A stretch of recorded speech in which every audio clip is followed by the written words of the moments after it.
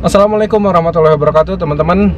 Jadi kemarin tuh kan banyak yang nanya tentang tutorial mobil, bagaimana apa perbedaannya Matic dan bagaimana cara bawanya. Sebenarnya sih basicnya gini, sama manual sama Matic. Kalau misalkan udah bisa bawa manual, kalau beralih ke Matic itu hanya perlu adaptasi sedikit gitu. Berbeda kalau misalkan kita belajar dari Matic, bisa Matic, kalau mau beralih ke manual ya mungkin butuh proses untuk menstabilkan kopling atau cara mainin kopling dan juga persneling ya.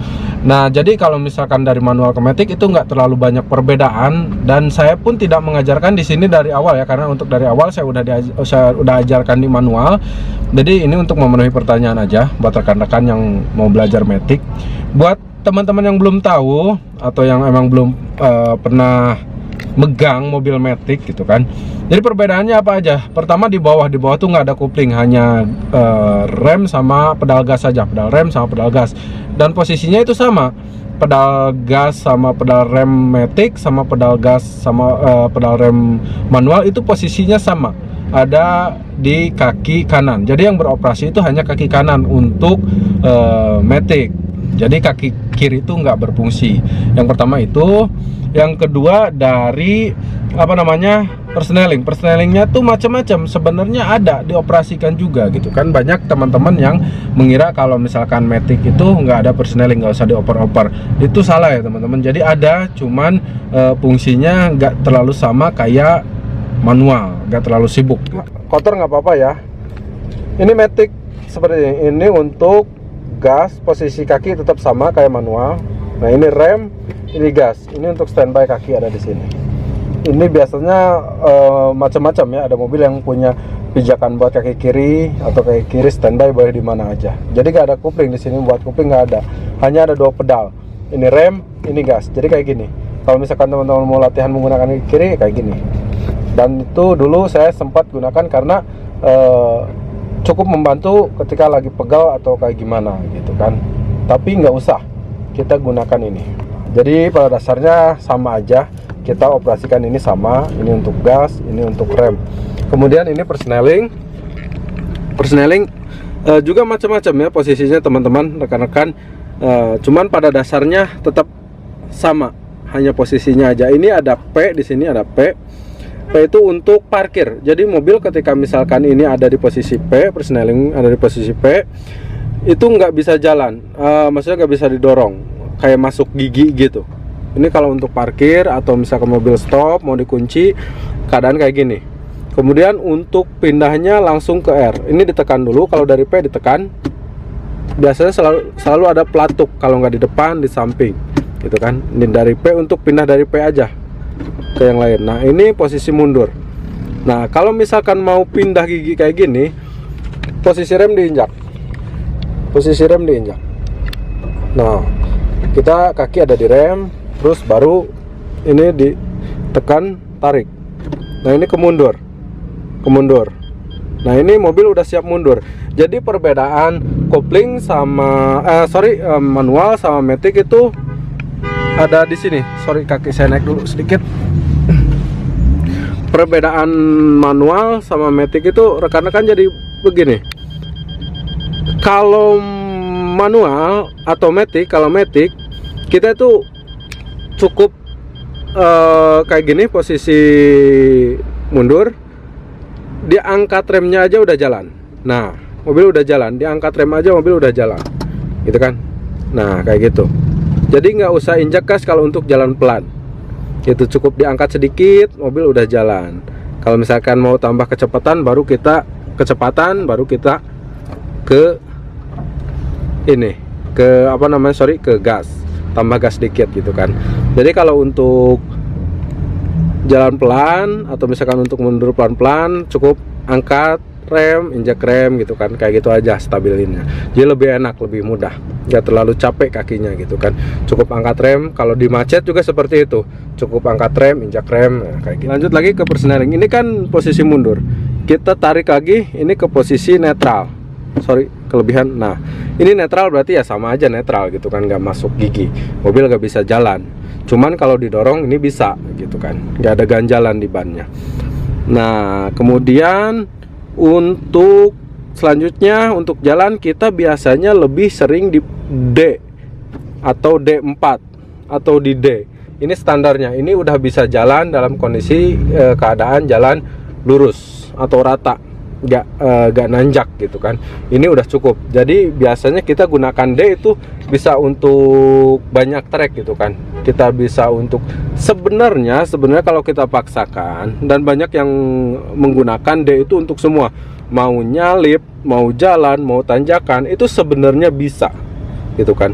Cuman kalau untuk tanjakan yang memang treknya nanjak banget gitu kan, kita biasanya gunakan gigi lebih rendah lagi, misalkan di 3 sini, nah, atau di 2 gitu kan. Nah seperti itu kan. Dan kalau misalkan teman-teman diusahakan kalau menggunakan Matic itu, kalau misalkan kita menyalip, dioper giginya ke gigi rendah, nah agar tenaganya cukup gitu kan. Jadi jangan sampai kita tengah-tengah nyalip kekurangan tenaga, takutnya di depan ada kendaraan atau apa gitu kan, sementara kita kekurangan tenaga dan nggak memungkinkan untuk mengerem.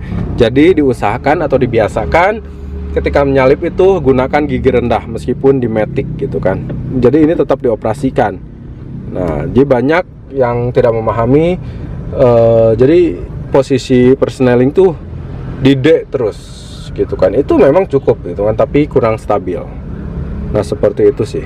Nah gitu. Dan satu lagi rekan-rekan, ini mobil kalau kita matikan dalam kondisi R atau tidak dalam kondisi P, kita matikan, mobil mati.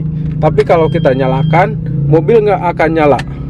Nih, kita nyalakan, terus di starter di sini itu nggak akan nyala. Kalau ininya di posisi R atau yang lainnya, tidak di posisi P, harus dipindahkan dulu ke posisi P. Ingat, ke posisi P ditekan dulu P, baru ini di sini bisa nyala. Nah seperti itu rekan-rekan. Sebenarnya sama aja, pada dasarnya sama gitu kan, hanya ada beberapa aturan yang berbeda dan hanya perlu adaptasi aja gitu kan. Nah di sini kayak gitu. Apalagi yang harus dijelaskan? Mungkin itu dulu ya. Jadi rekan-rekan kalau misalkan ada pertanyaan, ditanyakan aja, nanti saya coba jelaskan, atau yang kelewat dijelaskan, nanti saya jelaskan lagi. Kalau ini kan tetap sama kayak persneling atau apapun semuanya, rem tangan semuanya sama. Dari fungsi ini, look ini apa namanya, steer sama. Itu aja sih sebenarnya perbedaannya.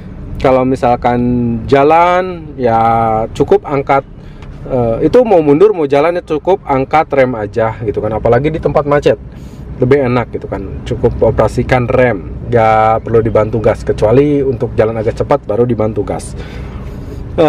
Apalagi nih rekan-rekan, sebenarnya itu aja sih sebenarnya. Kalau untuk Matic gak ada yang aneh, hanya perlu adaptasi aja gitu kan.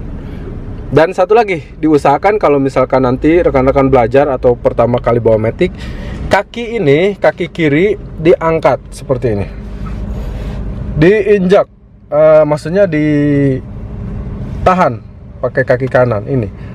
Kenapa? Nah ini sederhana tapi lumayan penting. Karena kenapa? Karena kita itu terbiasa megang manual. Kalau kita megang manual, kita kalau mau berhenti selalu injak rem, injak kopling gitu kan kalau mau berhenti. Nah itu sering kejadian, kita merasa bahwa ini tuh manual gitu kan, mau berhenti injak kopling, padahal yang kita injak tuh rem. Nah ini bahayanya kalau misalnya kita injak rem pakai kaki kiri, berasa nginjek kuping. Kalau nginjek kuping kita sekaligus set gitu kan. Kalau nginjek rem kan pelan-pelan gitu kan. Nah kalau misalkan ini keinjek sama kaki kiri karena terbiasa nginjek kupling, itu akan bahaya banget karena remnya akan sekaligus. Nah itu jadi diusahakan kaki kiri diangkat dulu di sini. Nah gaya aja dikit nggak apa-apa. Jadi jangan sampai kejadian hal seperti itu. Tapi kalau misalkan teman-teman udah bisa, udah biasa, ingat tetap kaki itu standby di sini. Gak boleh ini ya, gak boleh gaya-gayaan ya. Karena safety itu nomor 1. Itu aja, gak ada lagi mungkin. Secara fungsi semuanya sama yang ada di mobil, hanya perbedaan di persneling. Dan ini tuh Ingat ya, posisi ini ada yang lurus seperti ini, ada yang belok-belok, itu beda-beda. Ada yang diopernya di sini ditekan untuk perpindahan 1, 2, 3-nya. Mungkin teman-teman nanti akan menemukan hanya P, R, N, dan D. 1, 2, 3, 4, 5-nya tuh nggak ada yang ini. Soalnya kalau di Matic ada yang sampai 6 gitu kan. Itu banyak banget. Nah, itu ada yang dioper di sini di D dulu, D1, D2, D3 gitu kan, untuk turun sama seperti itu. Ada yang juga di tangan sini, apa yang namanya, lupa juga, ini udah jarang pakai Matic. Nah, itu intinya seperti itu ya teman-teman. Oke teman-teman, jadi itu sih perbedaannya hanya ada di persneling dan pengoperasian pedal aja. Jadi pada dasarnya semuanya tuh sama. Hanya ingat, terkadang orang yang pakai Matic itu di D terus tidak dioperasikan, nah itu kurang tepat ya teman-teman. Jadi tetap meskipun Matic dioperasikan persnelingnya, ketika kurang tenaga tambah gitu kan, turun gitu kan, apalagi kondisi nyalip atau kondisi tanjakan dan juga turunan, sama aja pengoperasiannya sama. Nah itu dia teman-teman, terima kasih banyak sudah mampir. Saya Dani Sana pamit. Kalau misalkan ada yang kurang dari penjelasan ini, mohon ditambahkan di komentar, atau misalkan ada yang terlalu banyak kekurangannya, mungkin saya nanti akan bikinkan lagi videonya. Atau yang mau ditanyakan seputar belajar mobil, boleh langsung komentar aja, nanti saya bikinkan lagi videonya. Ingat ya, untuk tutorial lengkapnya sudah ada di 1, 2, 3, 4, dan itu di manual. Untuk tutorial mengemudi itu di manual ya, karena untuk mengalihkan ke Matic, manual ke Matic itu lebih mudah daripada dari Matic ke manual. Itu ya teman-teman, terima kasih banyak. Assalamualaikum warahmatullahi wabarakatuh.